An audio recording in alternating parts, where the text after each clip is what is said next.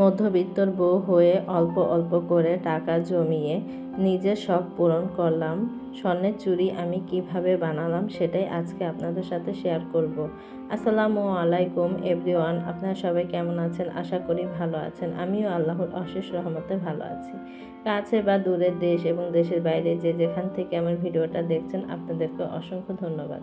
আর ভিডিওটা দেখার শুরুতে একটা লাইক দিয়ে ভিডিওটা দেখা শুরু করবেন। আর যদি ভিডিওর কোনো অংশ ভালো লেগে যায় তাহলে অবশ্যই আমার চ্যানেলটা সাবস্ক্রাইব করে আমার পাশে থাকবেন। সকাল থেকে ভিডিওটা শুরু করে দিলাম। আর এখানে দেখেন আমি ফ্লাক্সের ভেতরে 4 লিটার বানিয়ে রেখে দিয়েছি, কারণ গ্যাস কিন্তু সকালবেলায় চলে যায়, এ কারণে লিকারটা বানিয়ে ফ্লাক্সে ভরে রেখে দিয়েছি। এখন আমি নাস্তা খাবো, তাই চাটা বানিয়ে নিলাম, সহজ হয়ে গেল। আজকে নাস্তা নিয়েছি পরোটা আর সাথে আছে তন্দুর রুটি আর আছে ডাল ভাজি। তা পরোটা আর তন্দুর রুটি দোনোটাই আজকে আনা হয়েছে, তা সেটাই খাচ্ছিলাম। আর পরোটা চাইতে কিন্তু আমার তন্দুর রুটিটা কিন্তু ভীষণ ভালো লাগে, তাই একটু পরোটা খাচ্ছিলাম। আর অনেক দিন পর আবার কি পরোটা খেতে ভালোই লাগে, তাই খাচ্ছিলাম, ভালোই লাগছিল। অনেক সময় আমি চাটা সামনে নেই না, যখন আমি রুটি খাই তখন কিন্তু নেই না, পরে দিয়ে আমি কিন্তু রুটি খাওয়ার পরে চাটা নিয়ে থাকি, কারণ গরম গরম চা খেতে আমার ভালো লাগে। আর একদিকে নাস্তা খাবো আর একদিকে চা রেখে দেব, চাটা ঠান্ডা হয়ে গেলে কিন্তু আমার ভালো লাগে না। এই তো দেখাচ্ছিলাম চাটা সাথে নিয়ে আজকে বসছি খেতে, আলহামদুলিল্লাহ মজা করে খেলাম। আর কালকে তো দেখেন নার্সারিতে গিয়েছিলাম, নার্সারিতে গিয়ে তো আমি পাগল হয়ে গেছি, এত ফুল দেখে আর এত ভালো লাগা কাজ করছিল। আমার মনে চেয়েছে কি আমি সবগুলো ফুলেই নিয়ে আসি, কারণ নার্সারি ফুলগুলো এত সুন্দরভাবে ফুটেছিল, প্রত্যেকটা ফুলই মাশাআল্লাহ খুব সুন্দর হয়েছিল। আর আমি তো মনে করেন 2টা গাছ নেওয়ার জন্য গিয়েছিলাম, আর দেখছিলাম যে এমন সময় খুবই ফুলের দাম কম, এখানে সবগুলো গাছে কিন্তু 40 টাকা করে, আর একটা টব সহকারে ওই গাছটা আমি এনেছি 80 টাকা দিয়ে। তা মাশাআল্লাহ দেখেন গাঁদা ফুলও কিন্তু অনেক ফুলগুলো ফুটেছে, মাশাআল্লাহ খুব ভালো লাগছিল। ভিতরে কিন্তু অনেক কলি ছিল, তা অতএব কি আমি একটু ফুল ধরানোই এনেছি, কারণ গাছ মরে যায়, এই কারণে যে থাক, যদি মরেও যায় তাতে মনে করেন কোনো সমস্যা নেই, কারণ ফুল ধরা আছে যতদিন থাকে ভালো লাগা কাজ করবে, এই কারণে মনে করেন এনেছি। আর এই তো দেখেন আমার আগের গাছের চেহারা তো নষ্ট হয়ে গেছে, বারান্দা আসলেও কিন্তু তেমন একটা ভালো লাগা কাজ করে না, কারণ যখন দেখি না গাছগুলো তখন কিন্তু মনটা খারাপ হয়ে যায়। খুব শখ করে গাছগুলো এনেছি, আর যখন দেখি যে গাছগুলো এক এক করে মরে যাচ্ছে, নষ্ট হয়ে যাচ্ছে, তখন কিন্তু খুব খারাপ লাগে। এই কারণেই মনে করেন নার্সারিতে গিয়েছিলাম কিছু ফুল গাছ আনার জন্য। তা আলহামদুলিল্লাহ আমি যে এত কমে ফুল গাছ পাবো ভাবতে পারিনি। সেই টপিক নিয়ে কথা বলছিলাম, মধ্যবিত্তর বউ হয়ে কিভাবে আমি অল্প অল্প করে টাকা জমিয়ে তারপর আমি স্বর্ণের গহনা চুড়ি বানিয়েছি, তা সেটাই আজকে আপনাদের সাথে শেয়ার করব।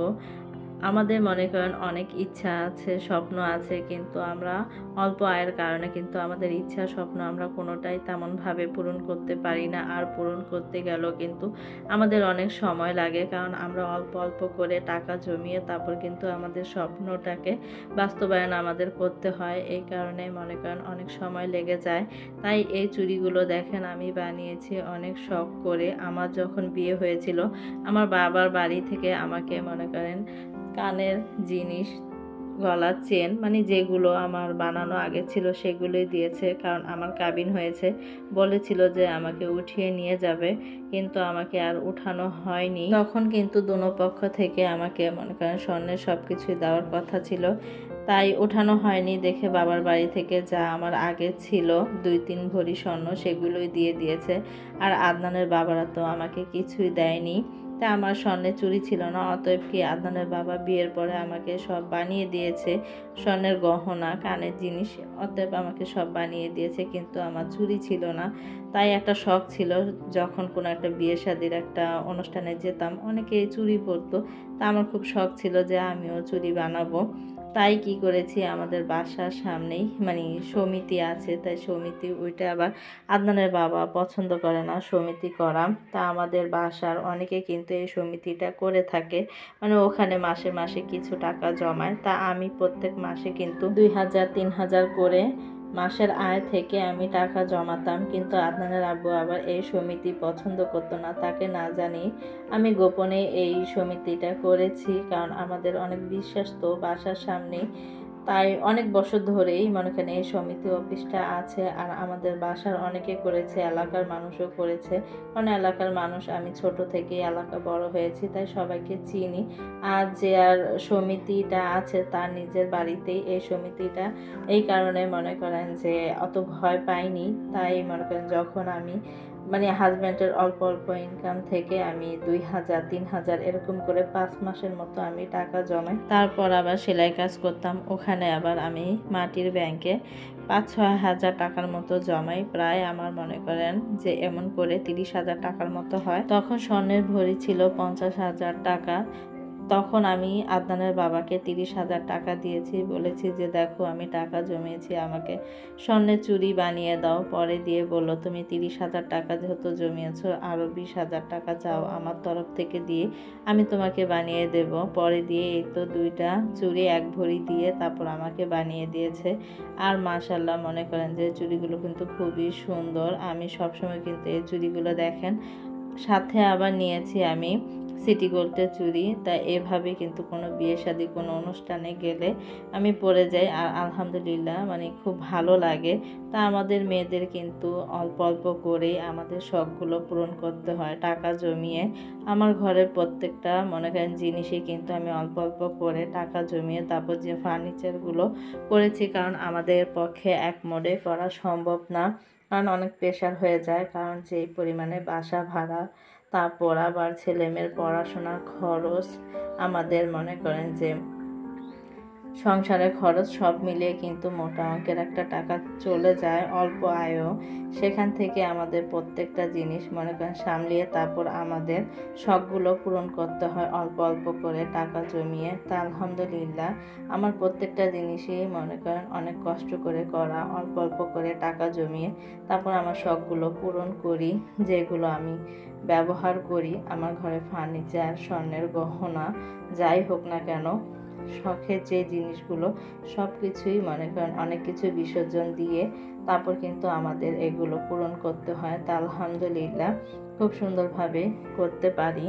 হাজব্যান্ডের ইনকাম কম থাকা সত্ত্বেও কিন্তু আমি সেলাই কাজ করি আলহামদুলিল্লাহ। যতটুকু পারি সংসারের সমস্ত কাজ কাম শেষ করে অল্প অল্প করেই করি, অত আহামরি করি না। কিন্তু মনে করেন সেখান থেকেও যে ওই টাকাটা যদি আমি সঞ্চয় করে রেখে দিই, তাহলে কিন্তু দেখা যায় যে বছর শেষে একটা ভালো একটা অ্যামাউন্ট পাওয়া যায়। ওখান থেকেও কিন্তু আমরা মনে করেন যে অনেক স্বপ্ন আমাদের পূরণ করতে পারি আলহামদুলিল্লাহ। আমি কিন্তু আমার যে সেলাই কাজটা আমি করি ওইটা কিন্তু আমি এখনও তেমনভাবে ধরি না, কারণ হাজব্যান্ডের যে ইনকাম সেখান থেকে কিন্তু একটু সঞ্চয় করার চেষ্টা করি। আর আমার এটা আমি সম্পূর্ণ রেখে দিই দেখে অল্প অল্প করে আমার এই ইনকাম থেকে আর হাজব্যান্ডের ইনকাম থেকে, দুইটা থেকে কিন্তু একটু একটু করে স্বপ্ন পূরণ করতে পারি।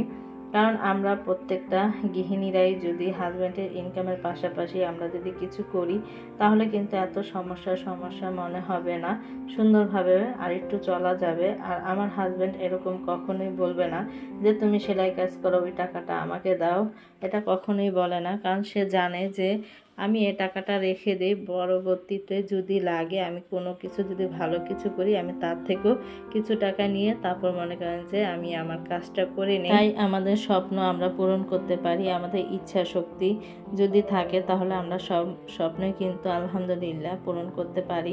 অনেক কথাই বললাম। আর এখন দেখেন রাত্রের বেলা আম্মাকে নিয়ে ডাক্তারের কাছে গিয়েছিলাম, সেখান থেকে আসার সময় এখানে দেখেন আমাদের শনিয়াখাটা এত প্রচুর পরিমাণে ফাস্টফুডের দোকান, মানে কি বলবো, রাত্রে মানে মেন রোডের সামনে এত মানুষের ভিড় হয়, কারণ ফাস্টফুডের দোকান থাকে, তারপর আবার অনেক বিভিন্ন রকমের দোকান, তারপর লাইব্রেরি, সব কিছুই এখানে, কারণ স্কুল আছে এই জায়গা দিয়ে। তাই যাওয়ার সময় এখান দিয়ে আদনানের জন্য চিকেন কাবাব আর পরোটা নিয়ে গিয়েছি, কারণ এই জায়গা চিকেন কাবাব আর পরোটাটা এত মজা, সব কিছুই মজা ভালো লাগে। কারণ বেশিরভাগ কি আমরা কিন্তু পছন্দ করি বাহিরের খাবারটা, ঘরের খাবারের চাইতে কিন্তু বাহিরের খাবারটা আমরা বেশি পছন্দ করে থাকি।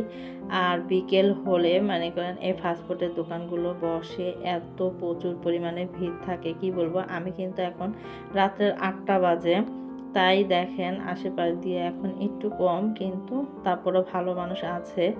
আর এই তো দেখেন রাস্তাটা দেখিয়ে দিচ্ছিলাম, আর ওইখান দিয়ে দেখেন কত ভিড়, মানে এই সাইডটা আর এই আমার পিছন সাইডটা দিয়ে প্রচুর পরিমাণে ফাস্টফুডের দোকানগুলোতে মানুষ থাকে। আর খাবারগুলো কিন্তু খুব মজা, পিৎজা, মোমো, বার্গার, এখানে কি না পাওয়া যায় সব কিছু পাওয়া যায়, নুডলস।